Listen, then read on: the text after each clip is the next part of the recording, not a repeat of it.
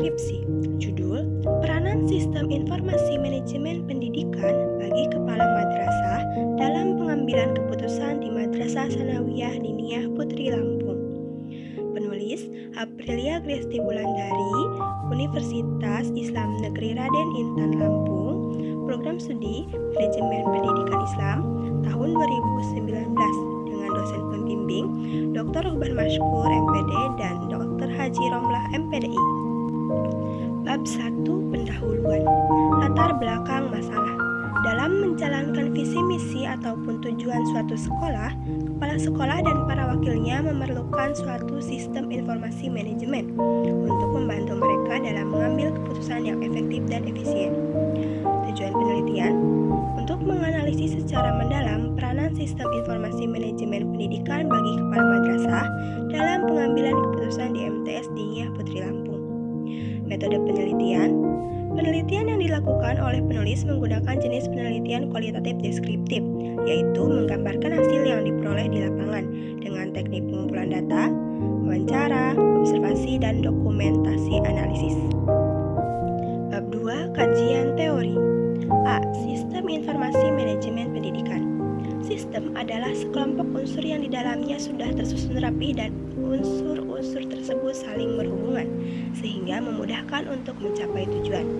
Sistem dalam pendidikan ialah berupa pengolahan data yang berasal dari dalam maupun dari luar lingkungan pendidikan yang menghasilkan informasi penting bagi keberlangsungan sistem yang ada. Dengan kata lain, terdapat sistem terbuka di mana terdapat masukan yang dikelola menjadi keluaran. Informasi yaitu data yang telah diproses ke dalam suatu bentuk yang mempunyai arti bagi penerima dan memiliki nilai nyata yang dibutuhkan untuk proses pengambilan keputusan saat ini maupun saat mendatang. Manajemen adalah suatu ilmu yang di dalamnya sudah terdapat berbagai elemen yang nantinya akan memudahkan untuk melaksanakan kegiatan sehingga dapat mencapai tujuan yang diinginkan.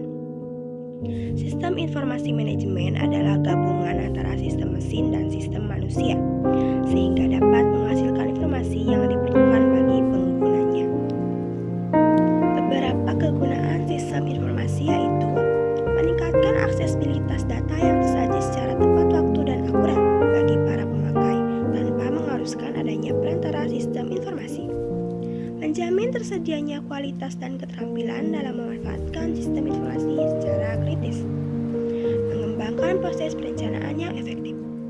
Tujuan utama sistem informasi manajemen yaitu untuk membantu seluruh hierarki kepengurusan dalam organisasi dari manajemen hierarki puncak yang bertanggung jawab atas keberhasilan atau kegagalan secara keseluruhan sampai pada manajemen hierarki pertama yang hanya bertanggung jawab atas operasi sehari-hari dari departemen.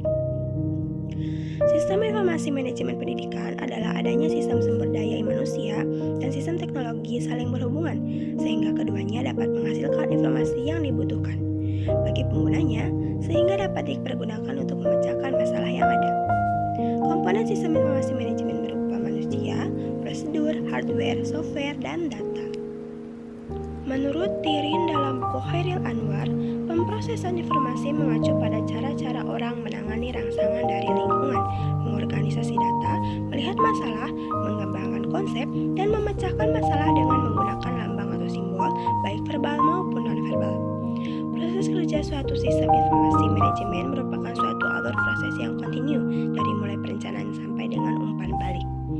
Alur ini dimulai dengan rencana standar yang menyangkut pencapaian tujuan tertentu, yang kemudian ditentukan standar tujuan itu dan dilakukan proses pemasukan data, kemudian dilanjutkan dengan proses pengolahan data.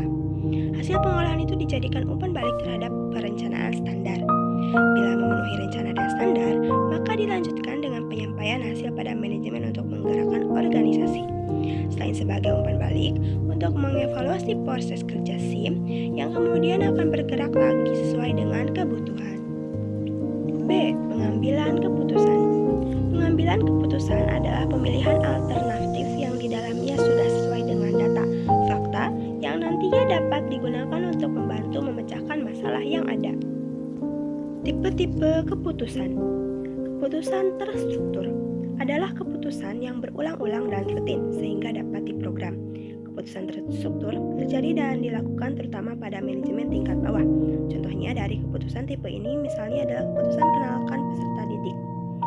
Keputusan setengah terprogram adalah keputusan yang sebagian dapat diprogram, sebagian berulang-ulang dan rutin, dan sebagian tidak terstruktur. Kemudian keputusan tidak terstruktur. Keputusan tidak terstruktur adalah keputusan yang tidak terjadi berulang-ulang dan tidak selalu terjadi. Faktor-faktor pengambilan keputusan yaitu posisi atau kedudukan, masalah, situasi, kondisi, dan tujuan. Model pengambilan keputusan beberapa di antaranya yaitu model Mintzberg, Drucker, and Simon, model pengambilan keputusan rasional, dan model pengambilan keputusan klasik.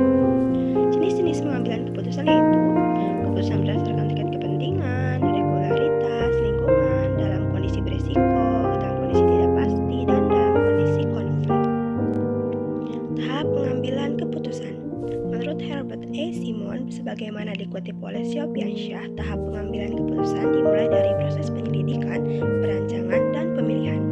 Pada tahap penyelidikan diperlukan petunjuk agar dapat mengidentifikasi persoalan yang sedang dihadapi dengan cara mempelajari kondisi lingkungan, data mentah, diperoleh, diolah, dan diuji. Selanjutnya dilakukan analisa atas persoalan yang ada untuk menghasilkan pemecahan, untuk kemudian dilakukan uji kelayakan atas pemecahan persoalan tersebut. Terakhir, memilih arah tindakan apa yang akan dilaksanakan. Bab 4. Analisis penelitian. Komponen Sistem Informasi Manajemen Pendidikan MTS Dinia Putri Lampung. Manusia, yaitu komponen yang bertugas mengolah data yang ada, tenaga pendidik dan kependidikan di MTS. Prosedur dalam kegiatan administrasi sekolah, MTS Dinia Putri tidak memiliki SWOP. Meskipun demikian, dalam kegiatan pengolahan data dan informasi, petugas TU Simpatika dan EMIS memiliki pola yang tersistem serta berulang, sehingga secara tidak sadar mereka menjalankan tugasnya secara prosedural. Ada hardware, perangkat kelas yang tersedia adalah komputer, lemari, arsip, indeks, dan ATK. Software, perangkat lunak yang digunakan adalah aplikasi Simpatika dan EMIS, website, serta aplikasi pengolahan angka dan data. Data, terdapat data internal dan data eksternal. Data eksternal berupa kebijakan pemerintah dan kebijakan yayasan, dan data internal berupa data pendidik dan kependidikan, data sarana-prasarana, dan data peserta didik. B. Peranan Sistem Informasi Manajemen Pendidikan bagi kepala madrasah dalam pengambilan keputusan di MTS Dinia Putri Lampung. Yang pertama, peranan SIM pada aspek kurikulum. Berperan dalam kegiatan penerimaan siswa baru yang mempertemukan sistem informasi. Yang kedua, peranan SIM pada aspek tenaga pendidik dan kependidikan. Berperan dalam membuat laporan ke pemerintah melalui EMIS, dalam dapat memudahkan tenaga pendidik dan kependidikan dalam mendapat informasi mengenai beasiswa dari pemerintah, serta peserta didik, dan lain-lain. Yang ketiga, peranan SIM pada sarana prasarana. Berperan dalam mempermudah mengambil informasi, sarana dan prasarana apa yang perlu diperbarui, untuk nanti diajukan proposalnya kepada yayasan sesuai data yang ada. Peranan SIM dalam pengambilan keputusan kepala sekolah. Berperan dalam mempermudah memperoleh data, berkomunikasi dengan pihak keluarga, para wali ataupun para wali murid. Bab 5. Penutup. Kesimpulan. Pertama, implementasi komponen-komponen Sistem Informasi Manajemen Pendidikan. Dalam mengimplementasi Sistem Informasi Manajemen Pendidikan, MTS Dinia Putri Lampung sudah memaksimalkan komponen-komponen SIM dengan baik, sesuai dengan indikator dalam teori Gordon Beda-Fish yang peneliti gunakan. Yang kedua, peranan Sistem Informasi Manajemen Pendidikan bagi kepala madrasah Dinia Putri Lampung. Dalam kegiatan pengambilan keputusan Sistem Informasi Manajemen Pendidikan, sudah membantu kepala madrasah untuk mendapatkan data dan informasi yang bisa digunakan untuk membantu memecahkan masalah yang ada. Saran yang pertama, untuk kepala sekolah, dalam pengambilan keputusan ada bermacam-macam jenis masalah dari mulai yang terkecil, besar, darurat, dan lain-lain. Untuk itu akan lebih baik jika kepala sekolah mempunyai strategi untuk menyelesaikan masalah mana yang harus diselesaikan terlebih dahulu. Yang kedua, untuk sekolah, hendaknya sekolah memiliki aplikasi Decision Maker Support agar memudahkan kegiatan pengambilan keputusan. Terima kasih sudah menyaksikan. Wassalamualaikum warahmatullahi wabarakatuh.